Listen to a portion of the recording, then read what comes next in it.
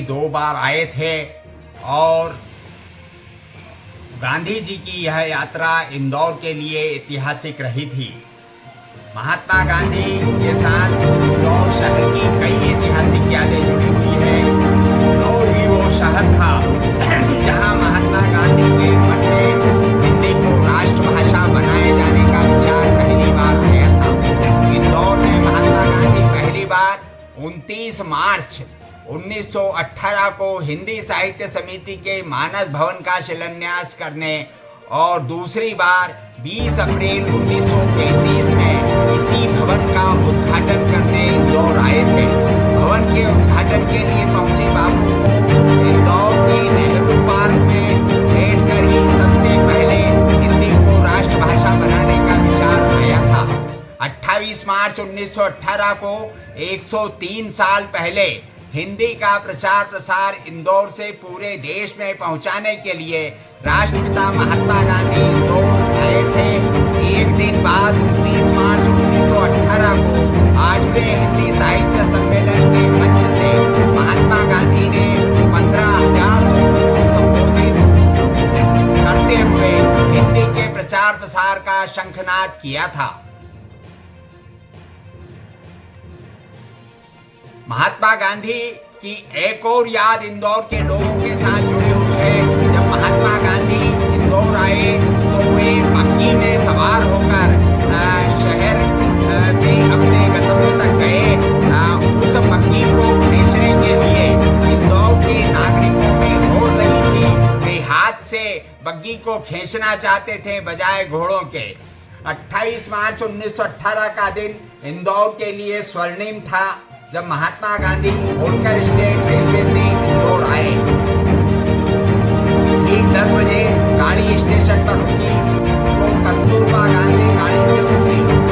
पता चला गांधी जी अगली गाड़ी में आ रहे हैं। 12 बजे जैसे ही दूसरी गाड़ी पहुंची, महात्मा गांधी की जय के नारे से पूरा स्टेशन गूंज उठा। स्टेशन के बाहर का अप्रतिम दृश्य इंदौर की जनता का बापू के प्रति प्रेम और आदर का परिचायक है। हजारों की तादाद में लोग स्टेशन के बाहर जमा थे।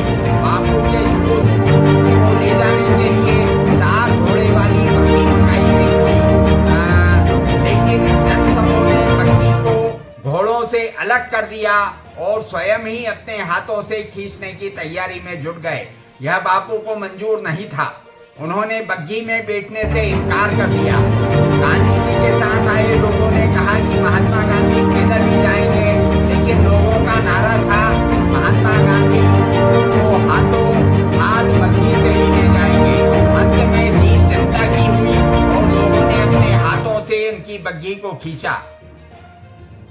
गांधी जी इंदौर काठियावाड़ी वेशभूषा में आए थे। बापू को यूं तो हमेशा ही सबने उनकी खादी की धोती में देखा था, पर वह 20 अप्रैल 1933 को हिंदी साहित्य समिति के मानस भवन के शिलान्यास के लिए इंदौर आए तो उन्होंने काठियावाड़ी वेशभूषा पहनी थी। इस दौरान उनकी काठियावाड़ी पगड़ी आकर्षण का केंद्र थी।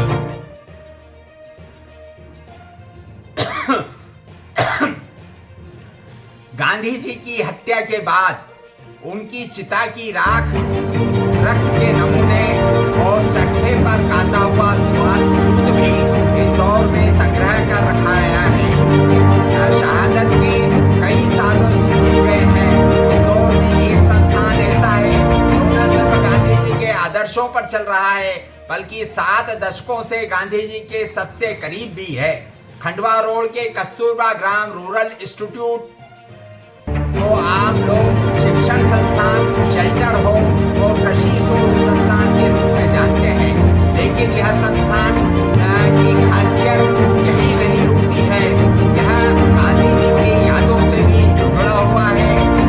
शहर के एक कोने में स्थित इस संस्थान के अंदर महात्मा गांधी के रक्त के अंश, उनकी चिता की राख और कोयले के साथ ही उनके इस्तेमाल की गई चप्पलें भी संग्रहित कर रखी गई है। कस्तूरबा ग्राम संस्थान के छोटे से संग्रहालय में बापू की अपनी पत्नी कस्तूरबा के साथ दुर्लभ तस्वीरें भी देखी जा सकती है।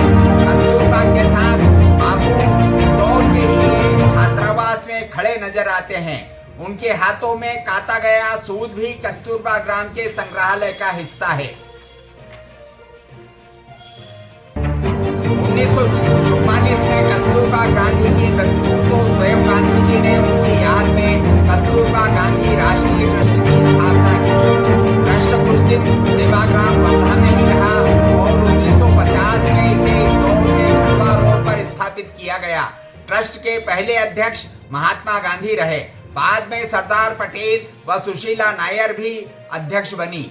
इस ट्रस्ट की स्थापना के लिए 1-2 आने से लेकर चवन्नी अठन्नी तक का दान लोगों ने बापू की अपील पर किया और कुछ ही दिनों में 1 करोड़ की राशि इकट्ठा हो गई। असल में देखा जाए तो महिलाओं और बच्चों की उन्नति के लिए काम करने वाला यह देश का पहला एनजीओ है और देश के 23 राज्यों में इसके 300 से अधिक केंद्र हैं। सरकार ने आंगनवाड़ी के जिस कंसेप्ट को अपनाया वो कस्तूरबा ग्राम